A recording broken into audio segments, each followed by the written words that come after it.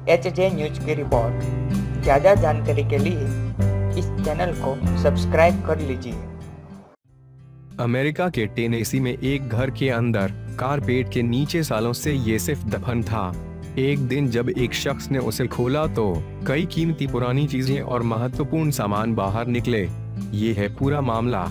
Reddit पर evil English नाम से मौजूद यूजर ने कहानी को शेयर करते हुए लिखा कि सालों बाद वो अपने ग्रैंडफादर के फार्म हाउस पर गया था, जो कि टेनेसी के रूरल एरिया में है। उसने बताया कि काफी समय से बंद रहने के कारण घर की हालत बहुत बिगड़ चुकी थी। उसने घर की साफ सफाई करनी शुरू कर दी, तभी उसकी नजर एक गंदे कालीन पर पड़ी।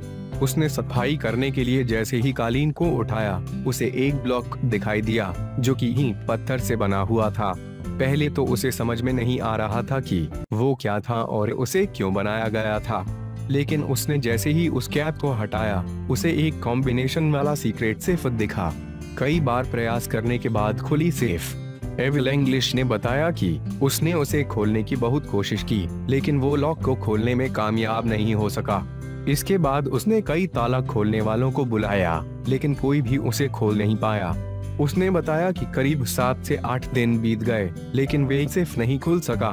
फिर एक दिन उसने टीम नाम के एक लॉकस्मिथ को बुलाया और करीब आधे घंटे के मेहनत के बाद उसने उस सेफ को खोल दिया। जैसे ही लॉक खुला, उसमें से कुछ धुंधली चीजें दिखाई दे रही थी।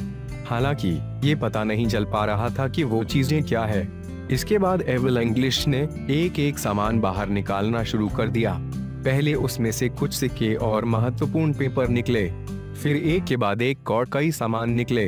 हालांकि कई सामान पानी के कारण खराब हो चुके थे तो कुछ सुरक्षित बचे थे।